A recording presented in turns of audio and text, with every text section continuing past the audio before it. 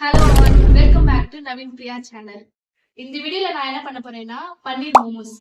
பன்னீர் மட்டும் இல்ல, கொஞ்சம் வெங்காயம், தக்காளி, தக்காளி இல்ல, ஐயோ பாவம், அவரே கன்ஃபியூஸ் ஆயிட்டார். கேரட்டு, பீஸ், அப்புறம் இதெல்லாம் சேர்க்க போறேன். ஒரு சில ஐட்டம்ஸ் எல்லாம் சேர்த்து நம்ம வந்து சாட்டே பண்ணி வச்சு அது ஸ்டஃபிங்க்கு வச்சிருவோம். நான் இப்போ வந்து மைதா மாவுல தான் பண்ண போறேன். உங்களுக்கு வேணும்னா நீங்க வந்து ஹெல்த்தி வயசுல வந்து நீங்க கோதுமை மாவுல கூட பண்ணிக்கலாம். ஸோ வாங்க, நான் வந்து ஆன் பண்ணிக்கிறேன்.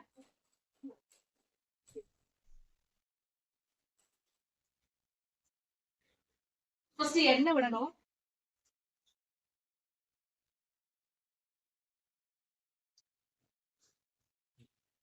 எண்ணெய் நல்லா சூடா இருந்தும் நம்ம வெஜ்ஜீஸ போட ஆரம்பிக்கலாம்.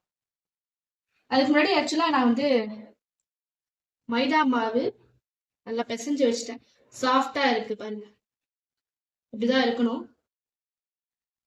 ஒரு 1 hour நல்லா ஊறணும். ஊறினதுக்கு அப்புறமா தான் நம்ம பண்ண முடியும்.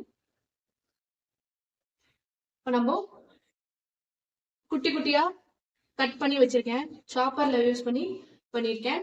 வெங்காயம் ஒரே ஒரு வெங்காயம் எடுத்திருக்கேன், அது பண்ணியிருக்கேன். அடுத்தது வந்து கேரட் வந்து 2 கேரட்டு. பீஸ் பீஸ் நான் முன்னாடியே வந்து வேக வச்சுட்டேன். ஒரு 4 விசில் விட்டு வேக வச்சிருக்கேன். இது பாருங்க, நல்லா வேக வச்சுட்டேன். அப்புறம் பன்னீரை வந்து நம்ம சும்மா துருவி அப்படியே துருவின்ற சென்ஸ் துருவ உங்களுக்கு இருந்தா அப்படி நீங்க துருவி போட்டுக்கலாம். அப்படி இல்லை அப்படின்னா அப்படியே கையிலேயே அப்படியே பண்ணி போட்டுக்கலாம். ஓகேவா? ஃபர்ஸ்ட் நம்ம கல்லு சூடாயிடுச்சு, வெங்காயம் போடுறோம்.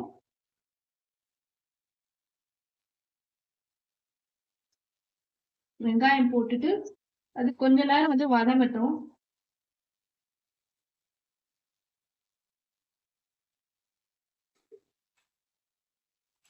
நல்லா ஒரு மிக்ஸ் கொடுத்துக்கலாம். கொஞ்சம் கொஞ்சம் இருந்தா நல்லா இருக்கும்.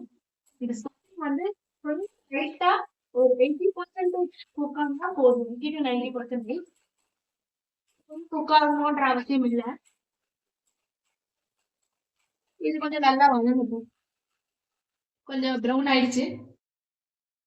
Garlic paste, ginger garlic paste அது போட்டுக்கோங்க. உங்க வீட்ல இல்ல அப்படின்னா பூண்டும் இஞ்சியும் குட்டி குட்டியா கட் பண்ணி சேர்த்துக்கோங்க. இதுல நல்லா மிக்ஸ் கொடுத்துக்கோங்க. பூண்டு இஞ்சியோட பச்சை வாசனை போற வரைக்கும் கலந்துக்கலாம்.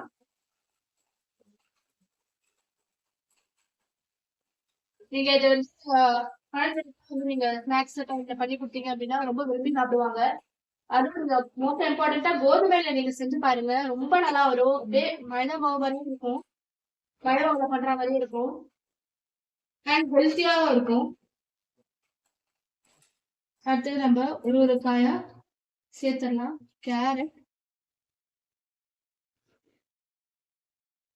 அப்படியே பட்டாணி,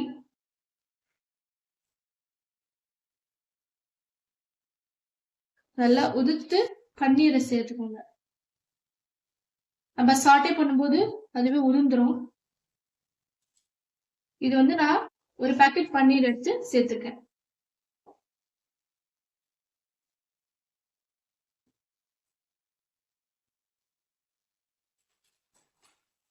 நல்லா மிக்ஸ் பண்ணிக்கோங்க. நம்ம புஜ்ஜில எப்படி இருக்கும் அந்த மாதிரி நல்லா இழுத்து விடணும். பன்னீர் புஜ்ஜி வந்து பண்ணும்போது இன்னும் கொஞ்சம் உதிர உதிரா இருக்கும். அந்த மாதிரி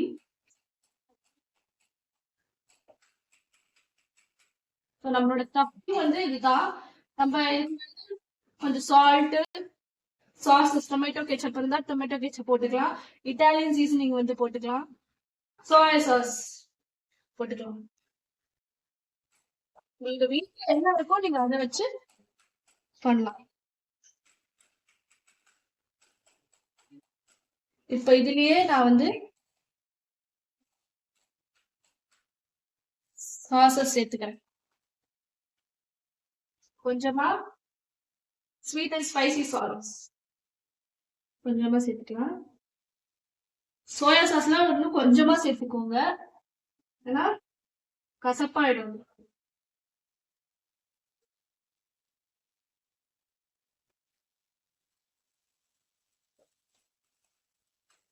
ஆக்சுவலா சாசஸ்லயே வந்து நமக்கு உப்பு இருக்கும்.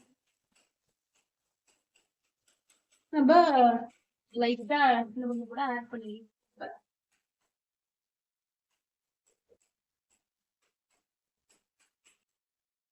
இட்டாலியன் சீசனிங் கொஞ்சமா. இதுலயே ரெட் சில்லி எல்லாம் வரும். இல்ல தனியா வந்து சில்லி ஃபிளேக்ஸ் போடணும் அப்படின்னா நீங்க போட்டுக்கலாம். நான் அதை சேர்க்கல, நான் இது மட்டும் தான் சேர்த்துருக்கேன்.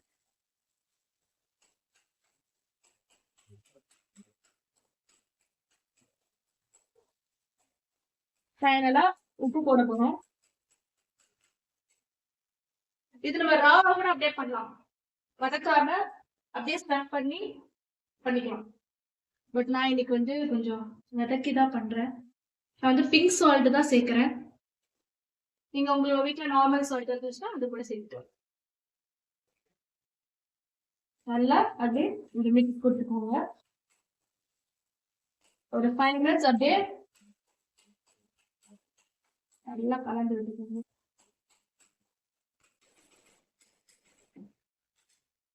ஒரு 5 மினிட்ஸ் நல்லா வதங்கட்டும். அப்புறம் அணைச்சிடலாம். இதுதான் ஸ்டஃபிங்கு. அடுத்தது மாவு பிசைஞ்சு வச்சிருக்கேன் இல்லையா, அது ஒரு 1/2 hour இன்னும் கொஞ்சம் ஊறணும். ஊறினோடனையும் நம்ம எப்படி இட்டு அது ஸ்டஃப் பண்ணி அப்புறம் நம்ம இந்த மாதிரி இட்லி தட்டுல வச்சு குக்கர்ல வச்சு நம்ம 15 மினிட்ஸ் போதும். அதுவே ஜாஸ்தி. நம்ம எடுத்து எப்படி வந்திருக்குன்னு பார்க்கலாம். ஸோ இது வந்து ஸ்டஃபிங் வந்து ரெடி ஆயிடுச்சு. இப்போ நான் அணைச்சிடுறேன். 1/2 hour கழிச்சு மைதா மாவு நம்ம வந்து இப்படி நம்ம விரட்டி சின்னதா ஒரு ரவுண்டா விரட்டணும். அழகா ஸ்டஃபிங்க போட்டு எப்படி ரெடி பண்ணலாம்னு பார்க்கலாம்.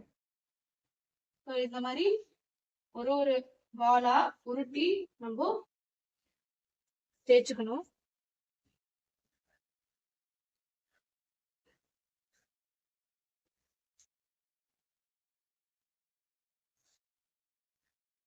சைட்ஸ் கொஞ்சம் தின்னா இருந்தா கரெக்டா இருக்கும்.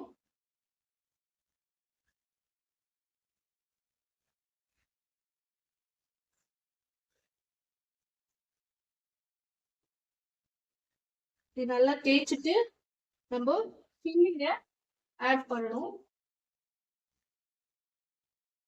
நடுவுல இப்படி ஆட் பண்ணிக்கோங்க.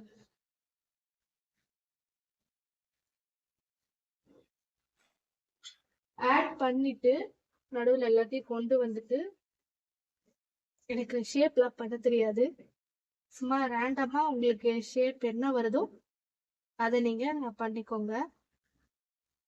நான் சும்மா எப்படியும் பண்றேன்ற பேர்ல கொஞ்சம் காமெடி பண்ணுவேன், அதெல்லாம் நீங்க கண்டுக்காதீங்க.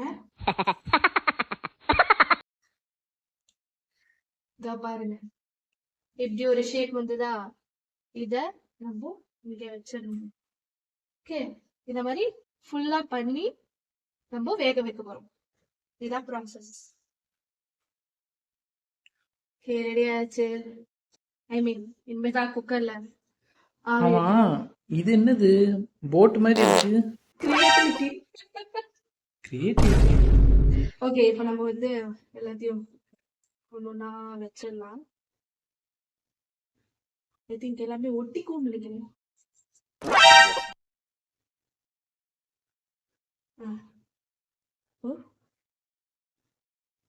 ஆல்ரெடி ஹீட் பண்ணி வச்சிட்டேன். ஒரு 10 மினிட்ஸ் இப்போ வைப்போம். 10 மினிட்ஸ் கழிச்சு பார்ப்போம் ஒழுங்கா வந்திருக்கா இல்லையான்னு. சூப்பரா ரெடி ஆகி வந்தாச்சு.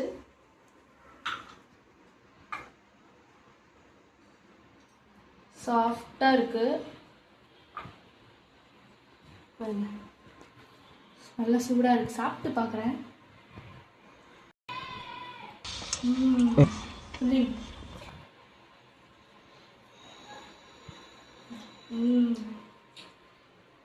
நல்லா கிரன்ச்சியா, வெளில நல்லா சாஃப்டா, சூப்பரா வந்திருக்கு.